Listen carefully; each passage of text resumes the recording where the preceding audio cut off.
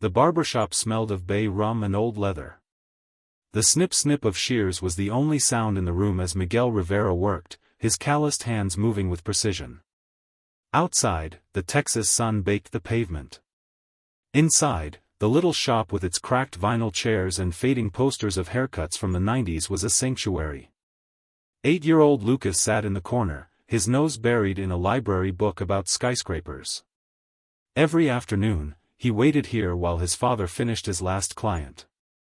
The shop was never busy, just enough to keep the lights on, the rent paid, and food on the table. But it was theirs. Miguel caught his son staring at the pictures of gleaming towers. "Que miras, mijo? One day, I'm gonna build buildings like these," Lucas said, tracing the lines of a blueprint with his finger. Miguel wiped his hands on his apron and crouched beside him.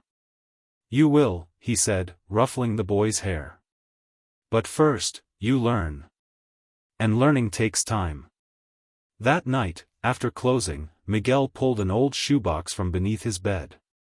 Inside were wrinkled bills, savings, little by little, for Lucas's future. He added the day's earnings, counting silently. Not enough. Not yet. He looked at the photo on the nightstand, his wife, Elena, laughing in the sunlight, her arms around a younger Lucas. Gone 5 years now. A drunk driver. A phone call. A funeral. A life shattered. Miguel clenched his jaw. He had promised her he would raise their son right. No matter what. The next morning, he woke Lucas early. "Vamos," he said. "Where?" "To work." They drove in the old Ford truck, the one Elena had loved, the one Miguel refused to sell even when money was tight. The engine sputtered, but it ran. Just like them. At the shop, Miguel handed Lucas a broom. "First, you clean. Then, you learn." Lucas frowned but obeyed. For weeks, he swept hair, folded towels, listened to the men who came in, construction workers, mechanics, old veterans with stories. And when the shop was empty, Miguel taught him things not in books: how to hold a razor steady, how to listen, how a man's pride wasn't in his wallet but in his work. One evening, a well-dressed man walked in just before closing. He glanced around, uncomfortable. "You cut hair here?" Miguel nodded. "Sí, señor." The man hesitated, then sat. As Miguel worked, the man eyed Lucas. "Your boy?" "Sí." "He in school?" "Every day." The man hummed. "You know, my son's at UT, pre-law. Good future ahead." Miguel's hands didn't pause. "That's good." The man leaned back.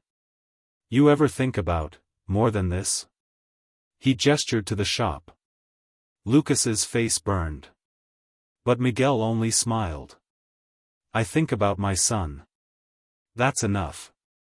When the man left, Lucas kicked the chair. "Why'd he say that? Like we're nothing?" Miguel put a hand on his shoulder. "Mijo, some people measure life in dollars. We measure it in this." He tapped Lucas's chest, over his heart. That night, Lucas heard muffled sounds from the garage. He crept down and saw his father bent over the engine of the Ford, shoulders shaking. Elena," Miguel whispered. "I hope I'm enough." Lucas backed away, tears in his own eyes. He would be worth it. He had to be. 15 years later, Lucas stood in a hospital room, gripping his father's limp hand. Machines beeped. The stroke had come without warning. The doctor spoke gently. "He'll need therapy. A lot of it." Lucas nodded. He was an engineer now, with a salary that could cover the bills. But money wasn't the problem. The problem was time. He drove Miguel home in the old Ford, still running, though it groaned like an old man. The barbershop was closed indefinitely. The regulars called, asking when Miguel would be back. Lucas didn't have an answer. One afternoon, while cleaning out the shop, he found a notebook beneath the counter. Inside were sketches, bridges, buildings, designs. His father's handwriting filled the margins. Lucas asked about steel today. I'll ask Carlos at the shop how it's made. Library book on architecture due Tuesday. Save $20 for Lucas's calculator. Page after page of notes, all about him. Lucas's throat tightened. He had never known. That night, he sat by Miguel's bed. "Papi," he said softly. "Why didn't you ever tell me?" Miguel's voice was slurred but clear. "Tell you what? That you wanted to build things too." Miguel smiled faintly. "I built you, Mijo. That's enough." Lucas broke then. He sobbed into his father's shoulder, like he hadn't since he was a boy. The next morning, he made a decision. He took a leave from work. And with the same patience Miguel had once shown him, he taught his father how to walk again. The barbershop reopened on a Sunday. The regulars returned, clapping Miguel on the back. He moved slower now, his left hand still shaky, but his scissors were steady. Lucas stood in the doorway, watching. A young man walked in, a new face. He hesitated, then sat in Miguel's chair. "First time?" Miguel asked. The kid nodded. "Yeah. My dad, he used to come here. Said you gave the best cuts in town." Miguel's hands stilled. "What's your name, Mijo?" "Daniel. Daniel Reyes." Recognition flashed in Miguel's eyes. "Ah. Jose's boy."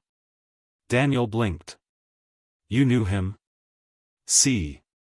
Good man." Miguel draped the cape over him. "Tell me about yourself." As the clippers buzzed, Lucas saw it, the same magic he'd grown up with.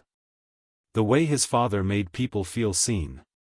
Later, as they drove home in the Ford, Miguel turned to him. "You happy, Mijo?" Lucas thought of his blueprints, his father's hands, the shop that had raised him. "Yeah, Papi," he said. "I am." Miguel squeezed his arm. "Bueno." And under the Texas sky, the old truck rumbled on. Thanks for watching, oh, like so.